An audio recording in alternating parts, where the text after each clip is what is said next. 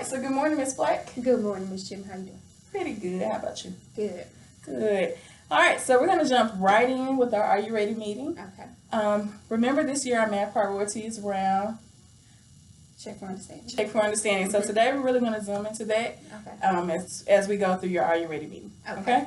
So I want you to start me off. Talk to me about what lesson you're on and the standard. All right. The standard is 6EEA 3, and the lesson is lesson 4. Okay. It's on the relationship of addition and subtraction, basically expressions. Okay. So what did you notice about the standard in particular?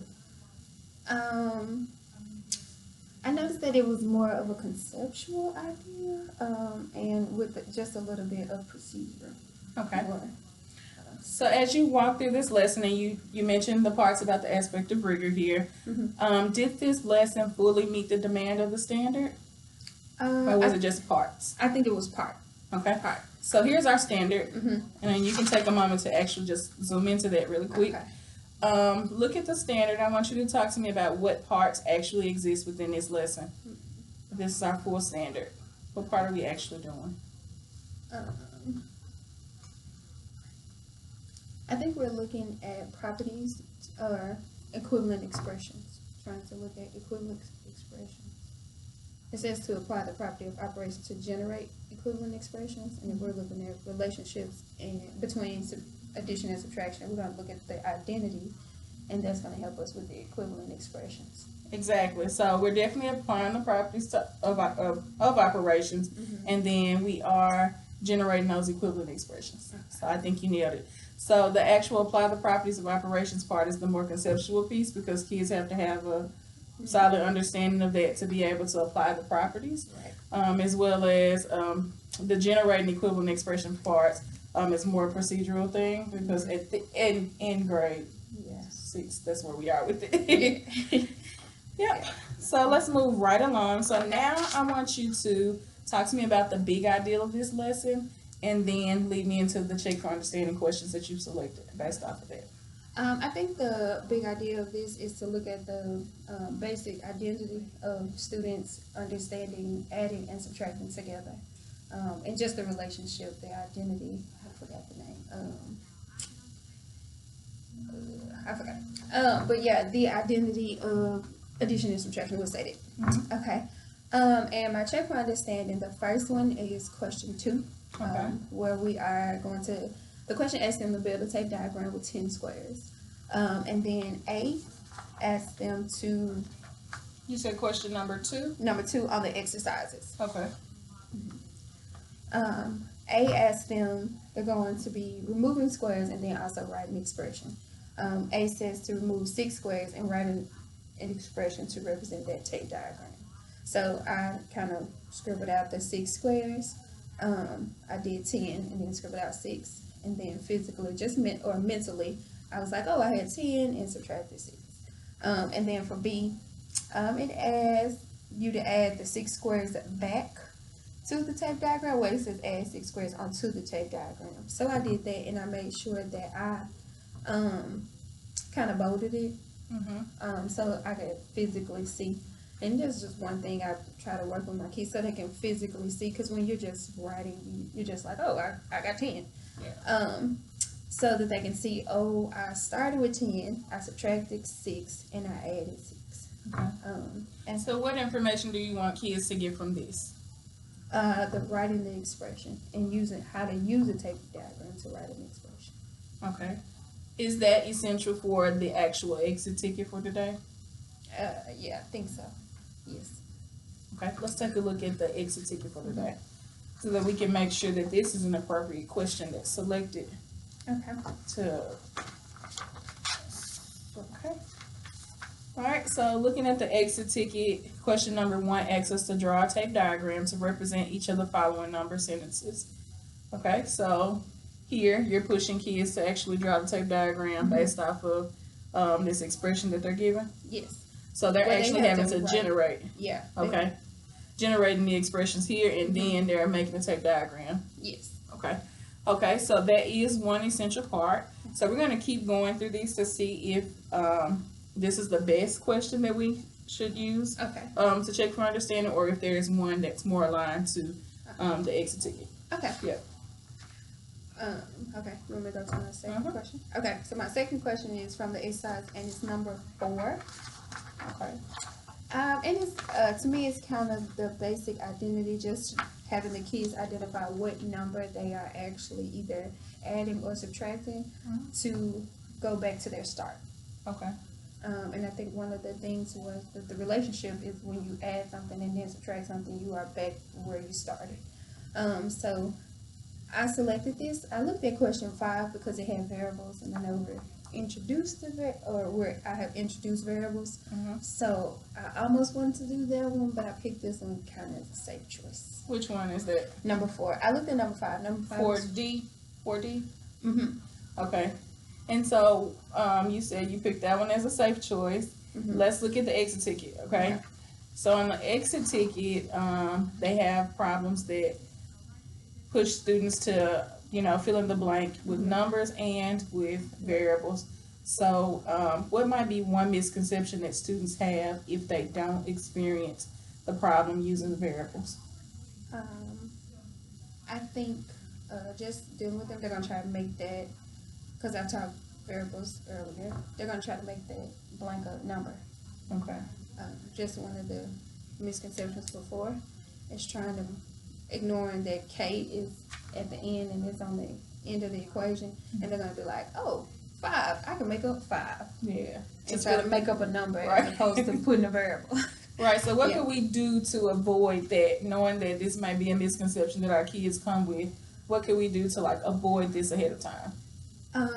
Just making sure they have an understanding of variables and how they are numbers and treating them as numbers. Also, maybe changing my check for understanding to maybe include one like 4A and then maybe 5A or 5B. Yeah, Just one of each. Yeah, I definitely noted that myself. For you to push scholars to definitely do one with the numbers and then one with variables, so that they can experience and see that, oh, this variable, I treat it the same way that I treat the number. Right. And so that they have an understanding of that, and you can see which scholars struggle with kids that are just using variables as far as these equations are concerned, or if kids that can do numbers do that well and they struggle with the variable piece. And you'll know, as far as small group, I need to work with them on this piece. Okay, I understand. Right. Yeah. Okay. One way that you could tie this part in, I know it doesn't push the kids to actually do a tape diagram, but on the exit ticket, question 1A and B gives them that they start them out with the entire equation and they want them to use a tape diagram with it. You could actually push them here to make a tape diagram that represents, this equation. Okay, so they can actually see what they. Yeah. So even when you do it with the variables, you can always push them to say, okay, they only want you to fill in the blank here, but I'm going to push you to actually build out the tape diagram. Okay. You want to pay attention to how big the numbers are, though, because this one says 65 plus blank minus 15 equals 65, so that would be a lot of squares. But in opportunities where you can actually do this, I would say go for it. Or maybe, do you think here we can use a bar diagram? Yeah. Okay. Definitely. Yeah. Since it's such a big number, so they don't spend most of the time drawing squares. So Right. We can just say, oh, I got 65 for. Yeah. One other good example opportunity for check for understanding. Look at number 3.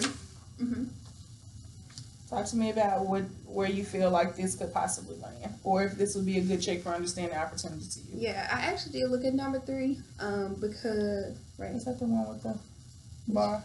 Oh no, I'm looking at exercise. Okay.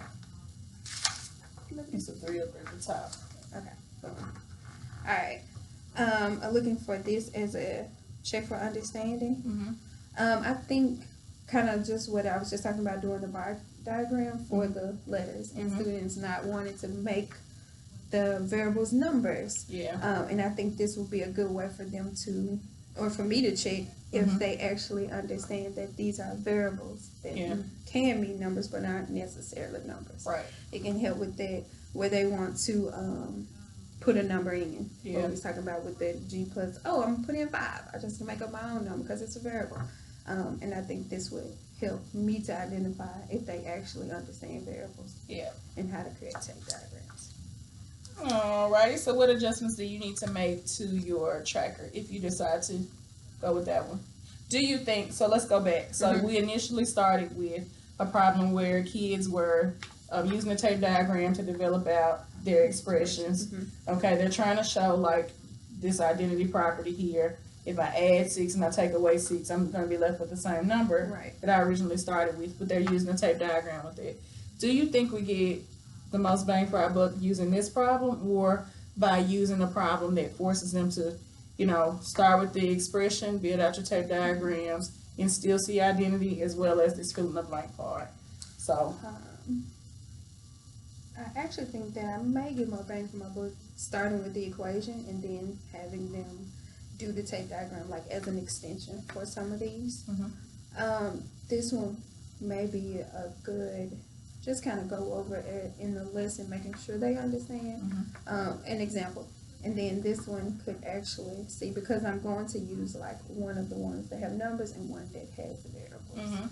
So I think maybe I could switch the number 2 to like 4A, and switch the question, my second question or my second check for understanding, to 5C.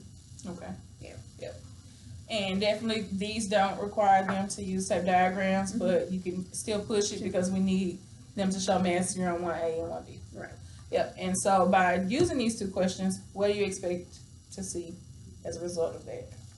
I expect kids to be able to understand basically the big idea, which is the relationship between subtraction and addition. Yeah. Sounds good to me. Okay. And this is what her tracker actually looks like. Yours should be a little better. We just did this on the spot. Don't judge the right. So, talk to me about what your delivery of this would actually look like. I know for me, just personally, I think it's more of making sure it's a we do. So I try to find a lot of we do, or just delivery of the questions, or the check for understanding question. Okay. So what are your teacher moves going to look like during the time where they're doing the check for understanding question? I'm going to be walking around with the tracker, seeing who's on track, who's close to the answer. Because some kids work faster than others, so I try to hit them first because I know they're going to be closer to the data, so I can get, okay, because some kids can start off good, and then they get to maybe the expression or the tape diagram through their mouth, and then they're like, so I could put it on track, and then I actually go and look again, and it's like, wait, they forgot to add the 6. Right. So trying to make sure I move around and not just go past that student once, trying to do it twice. Okay. But I know it has to be a quick transition because I don't want to get in too long to be our test. And so I know that initially we talked about you were going to circle the moments in your exemplar answer where kids actually made, the errors so that you could adjust. And see misconceptions. Exactly. Yeah. Yep. So I'm gonna come observe your class on Wednesday. Okay. And I'm gonna be looking for you to actually be using your tracker with the exemplars already there. Okay. I'm gonna specifically check in with you around our check for understanding question 4A and 4D, I believe. And that you have implemented that just as we discussed. Okay. You're monitoring, walking around, and you have labeled whether kids are on track with those examples or whether they're not on track. Okay. Yep. Any other questions? No. You feel confident, ready to go into the lesson, or do you need to talk about anything else? No, I think I feel confident. I just want to make sure that, just with the variables, key in on that and make sure they're understanding it. Yeah. Would you like to practice that part? We can. Okay. All right. So we'll use.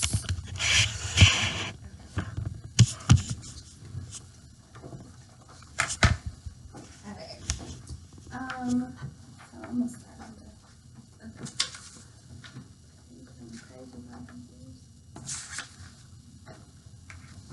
So basically, I'm looking at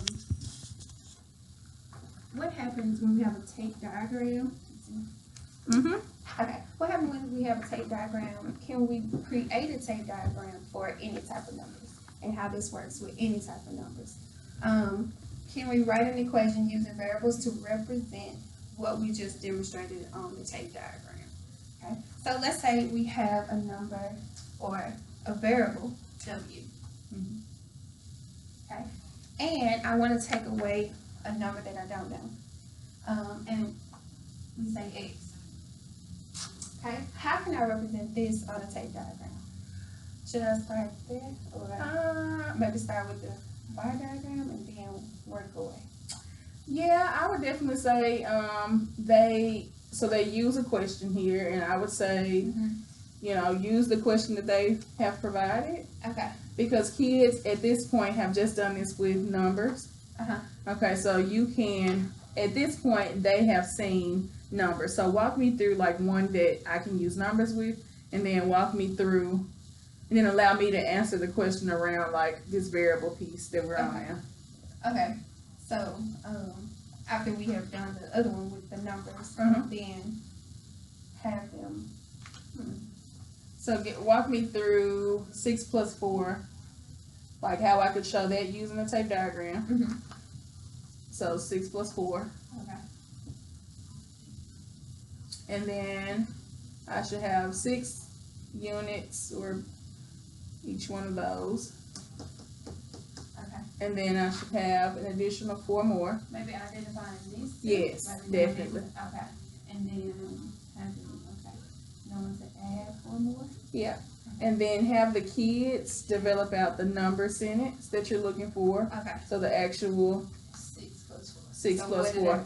What happened there? So you're asking a question around what do you notice happened? Okay. And then how can I develop a number sentence to represent that? They've been doing that since 1st grade. Okay. So they should be solid on good on the writing the number sentence. Right. Okay. And then when I do variables, I can just. And now you want to take them through the part with what happens when I remove 4. Okay. So you're asking the question, what happens when I remove 4? Okay. So then you can actually take off 4. And they'll be removing their 4 from their squares. From their squares. Okay. Yeah. All right. And then so what what happens to my number sentence at this point? Right. Okay. Yeah. And then 2 minus 4. Yep. And so they're able to see the tape diagram with the answer of 6. And as you complete more of these, they'll start seeing that, oh, when I add a number and I take away that same number, I'm left with the original number that I started with, which is 6. So you have to finish it off with equals to 6. Okay. Yep. As they work more of those and you check, their understanding around this. Okay. Then you're ready to push into those variables. Okay. Now walk me through the variable piece. Okay. So I could say that I start with W. Is W the verb? Mm-hmm. Okay. I start with W.